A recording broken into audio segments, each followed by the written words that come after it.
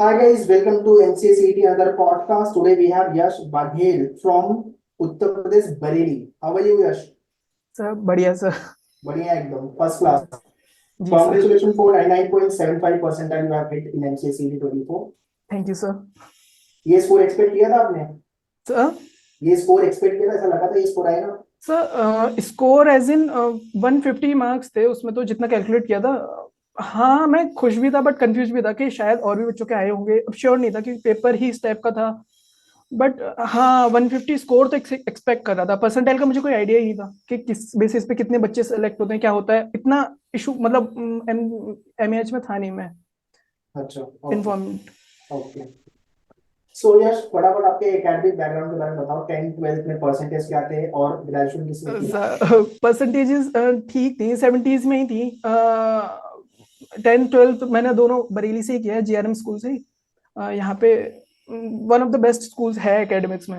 Okay. तो बरेली से फिर उसके बाद मैंने देहरादून से ग्राफिक एरा हिली यूनिवर्सिटी से मैंने मैथ्स ऑनर्स किया, बीएससी। फिर मैंने उस टाइम पे मैंने ये निमसेट और सीयूईटी दिया था। बट सीयूईटी में पौंडीचेरी यूनिवर्सिटी वगैरह अलॉट हो रहे थे उस टाइम पे, और निमसेट में मेरी आई गेस 2000 के आसपास कुछ रैंक आई थी। और मेरा एक फ्रेंड भी है, वो भी ड्रॉप करने के लिए सोच रहा था। तो फिर हमने डिस्कस किया कि एक साल ड्रॉप देते हैं इस टाइम पे, और अगर कुछ अभी कर लेते हैं थोड़ा सा मेहनत, तो हो सकता है बेटर कॉलेज अलॉट हो जाए। तो उसके लिए मेन निमसेट के लिए ही ड्रॉप लिया था। और निमसेट के बाद आई गेस मेन प्रिपरेशन मेरी स्टार्ट हो गई थी सितंबर से। और एमएच के बारे में मुझे आई गेस जनवरी या दिसंबर के एंड में पता चला था कि ये भी एग्जाम है, इसको भी कंसिडर किया जा सकता है। और उसी टाइम पे मैंने ये इसी की प्रिपरेशन स्टार्ट की थी। मेन निमसेट की प्रिपरेशन ही कर रहे थे, और इसकी प्रिपरेशन सिमिलर ही है। मतलब मैंने इसके लिए कुछ स्पेशली कुछ नहीं किया था। कोचिंग्स मैंने टेस्ट सीरीज ले रखी थी, तो टेस्ट सीरीज में उन लोगों ने एमएच की भी टेस्ट मॉक टेस्ट प्रोवाइड किए थे। मैंने वही देता रहा, उससे अच्छा जा रहा था बस।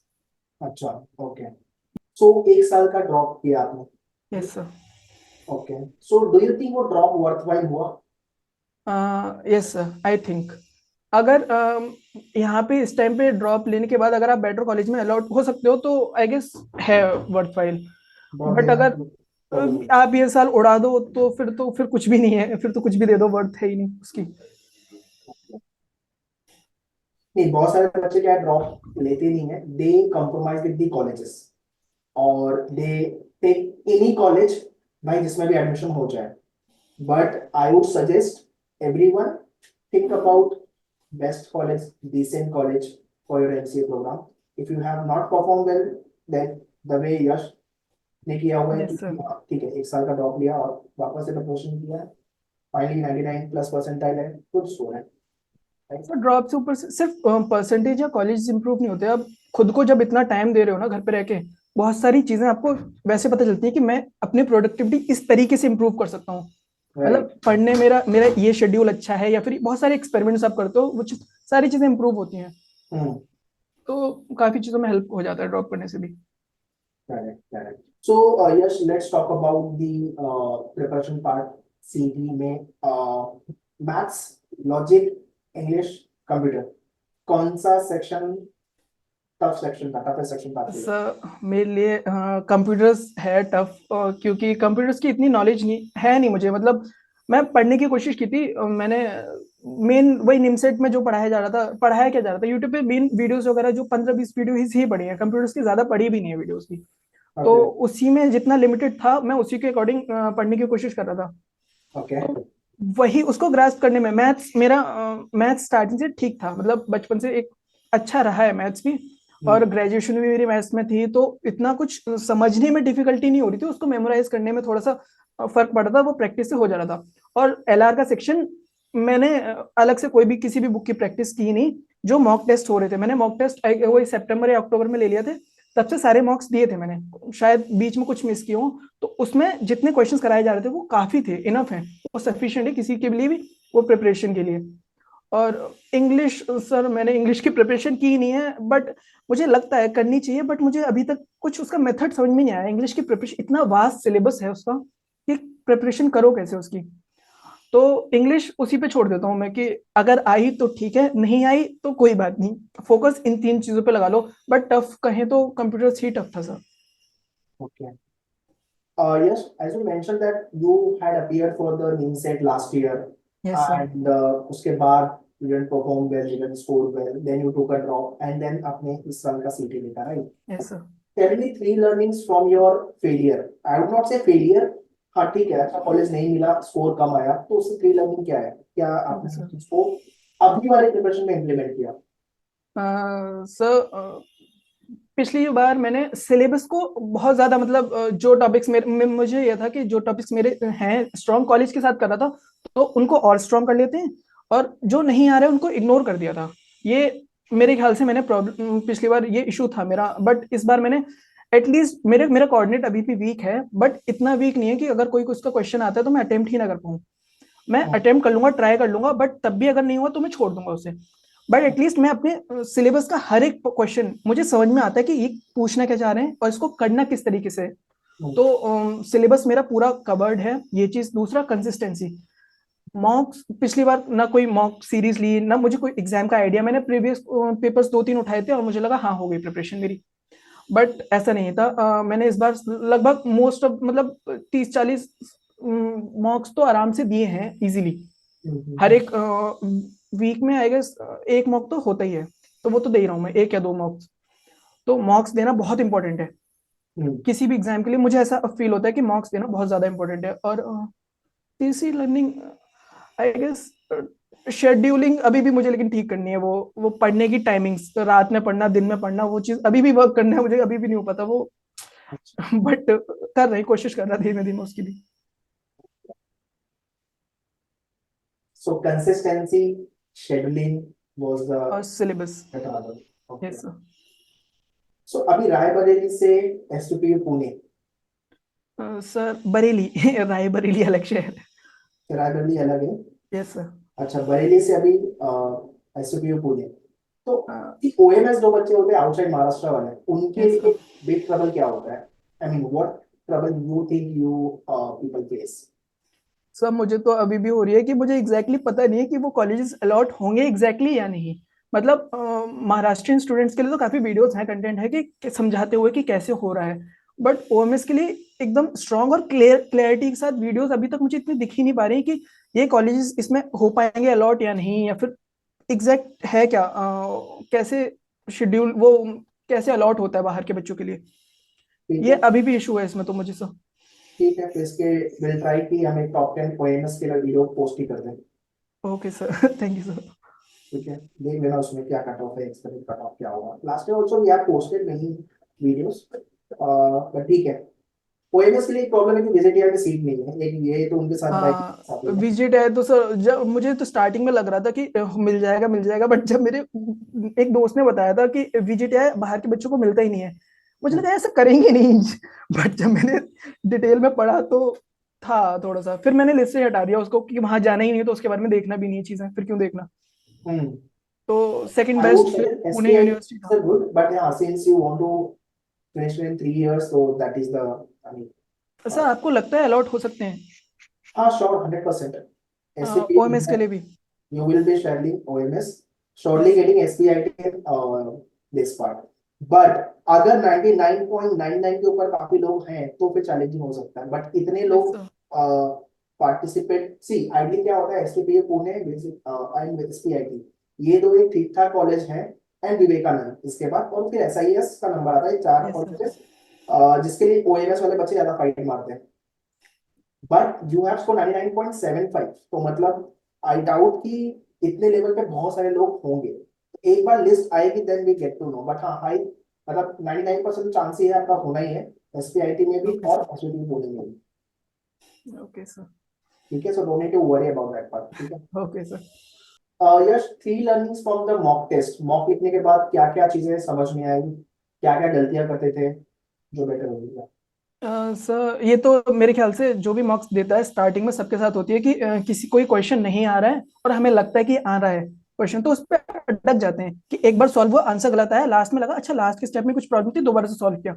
तो उस क्वेश्चन पे हम इतना ज्यादा टाइम स्पेंड कर देते हैं ना कि बाकी जो हो सकते थे उनका टाइम चला जाता है। तो ये स्टार्टिंग के मेरे ख्याल से 2 या 3 मॉक्स में मुझे प्रॉब्लम हुई थी, बट जब ये रियलाइज किया ना, तो उसके बाद मेरा था कि इतना टाइम बस मैक्सिमम 2 या 3 मिनट देने हैं। ये निमसेट के केस में कर रहा था मैं कि मैक्सिमम 2 या 3 मिनट देने हैं, अगर नहीं आया तो कितना भी इजी चैप्टर हो, कितना भी फेवरेट चैप्टर हो, उसको छोड़ना है नेक्स्ट में। जब आपके पास अगर अभी जितना टाइम दे रहे हो, अगर इतना बच ही रहा होगा लास्ट में, तो वही टाइम तब अलॉट कर देना। ये चीज बहुत इंपॉर्टेंट थी। और स्टार्टिंग में निमसेट की जैसे प्रैक्टिस कर रहे थे, उसमें सेक्शन वाइज डिवाइडेड नहीं था पेपर, कि अभी तो सेक्शन वाइज डिवाइड हो गया कि 70 मिनट्स लॉग हैं मैथ्स के लिए, या 30 मिनट्स लॉग हैं एलआर के लिए। बट वो चीज जब नहीं थी, तो मैंने जो परफेक्ट स्ट्रेटजी बनाई थी कि स्टार्टिंग के 30 मिनट्स मैथ्स को देने, फिर एलआर अपने 20 मिनट्स किया, फिर कंप्यूटर और इंग्लिश अटेंड किया, फिर वापस मैथ्स और एलआर। तो यही सेम स्ट्रेटजी मैंने इसके लिए अप्लाई की थी, एमएच के लिए, कि इतना थोड़ा सा टाइम अपने 30 मिनट्स अलॉट किए, फिर 20 मिनट्स इधर अलॉट किए, 20 मिनट्स अलॉट किए, फिर वापस से पूरा पेपर एक और देख लो कि जो जो नहीं आया, जो जो तुम्हें लगता है कर सकते हो वो करो। तो मॉक्स में आपको परफेक्ट स्ट्रेटजी आपको मिल जाती है आपके लिए। मैं ये नहीं कह रहा हूँ, ये जो मैं ये कह रहा हूँ ये किसी और के भी काम आ सकती है, हो सकता है आए, हो सकता है किसी के लिए बिल्कुल परफॉर्म ना करे। कुछ लोग स्टार्टिंग के 2-3 मिनट में पूरा पेपर देखने की कोशिश करते हैं, उनके लिए काम करता है, बट मेरे लिए वो चीज करती नहीं, क्योंकि फिर मेरे दिमाग में वो सारे क्वेश्चन एक साथ घूमने लगते हैं जो जो मैंने पढ़े थे, और फिर एक भी नहीं हो पाता उससे, तो मेरे मेरे लिए उसमें टाइम वेस्ट होता है, बट कुछ लोग के लिए काम करता है वो। तो मॉक से आप अपनी स्ट्रेटजी पर्सनलाइज कर सकते हो कि बिना किसी को देखे कि कैसे परफॉर्म करना है। डी डे जो आपका था एग्जाम का दिन, उसके बारे में कैन यू ब्रीफ में, लाइक जिस दिन एग्जाम था उसके एक दिन पहले क्या किया, और जिस दिन एग्जाम था उस दिन क्या किया? लास्ट डे मेरे ख्याल से, लास्ट डे भी मेरे मुझे वैसे ट्रेवल करना था यहाँ से दिल्ली, दिल्ली में एग्जाम था हमारा। तो मेरा एक फ्रेंड भी आ रहा था सेम एग्जाम एमएच के लिए, तो हम लोग वही था लास्ट डे। पहले तो एक तो शेड्यूलिंग की प्रॉब्लम थी कि कहाँ से लोकेशन वगैरह वो सब मार्क करनी होगी। तो एक तो मैं अपनी दीदी के यहाँ गया था रुकने के लिए, वहां पे रुके, और शायद शाम को भी हमारे कोचिंग ने मॉक्स अलाउ कर देते 2 या 3, आप जब मतलब 2 या 3 मॉक्स ओपन कर देते, जिसको जब टाइम मिल रहा है ऑन करके मॉक्स दे दे। तो एक मॉक लास्ट डे एक दिन पहले दिया था, और जिस दिन एग्जाम था आई गेस उस दिन तो कुछ नहीं किया था, कुछ भी नहीं, नॉर्मल चिल थे हम लोग, बस आपस में बातें कर रहे थे, ना कुछ पढ़ने की बातें, ना कुछ रैंक क्या आएगी, कॉलेज क्या मिलेगा, कुछ नहीं, बस बातें करते हुए इधर उधर। एग्जाम से पहले सेकंड शिफ्ट में था मेरा एग्जाम, तो उससे पहले एकदम बस रिलैक्स होके, कुछ एग्जाम का प्रेशर नहीं था। प्रेशर नहीं था। Why do the last moment पे लोग पढ़ते रहते हैं एकदम, क्या 1-2 घंटा पहले? सर उससे और पैनिक हो जाते हैं फिर। ये हो चुका है मेरे साथ पहले, तो अब इतना प्रेशर लेते नहीं अब। ओके। एग्जाम वाले दिन जिस जब एग्जाम लिख रहे थे, यस सर। तो कोई गलती ऐसी की जो व्यूअर्स को नहीं करनी चाहिए, जो एग्जाम के दिन जब एग्जाम चालू हुआ, पेपर लिखना स्टार्ट हुआ, फिर एग्जाम? सर गलती तो एज इन मैं नहीं कहूंगा, बट कुछ क्वेश्चंस थे जो मैं पता नहीं क्या ब्लाइंडेड हो गया था कुछ क्वेश्चंस के साथ, कि इसका सॉल्यूशन तो यही है, मैं श्योर हूँ। और फिर बाहर निकल के देखा तो इतना बेसिक पॉइंट मैं मिस कर रहा था ना, वो चीज पता नहीं, अब मुझे एग्जैक्टली पता नहीं कि उसको इम्प्रूव भी कैसे करूं, क्योंकि उस मोमेंट पे वो चीज मुझे बहुत बेसिक चीजें कुछ क्वेश्चंस में नजर नहीं आई थी। कन्वर्जन्स के भी कुछ क्वेश्चंस थे जो मिस कर दिए मैंने कंप्यूटर में, और जबकि कंप्यूटर का सबसे इजी पार्ट वही लगता था, कन्वर्जन। तो गलतियां तो वही थी कि बहुत बेसिक बेसिक चीजें मिस कर दी, बट आई गेस उस स्पीड में वो चली ही गई, क्योंकि बहुत अच्छे अच्छे क्वेश्चंस बहुत इजीली भी हो गए थे उस टाइम पे। तो मैं ठीक है, इट वाज नाइस।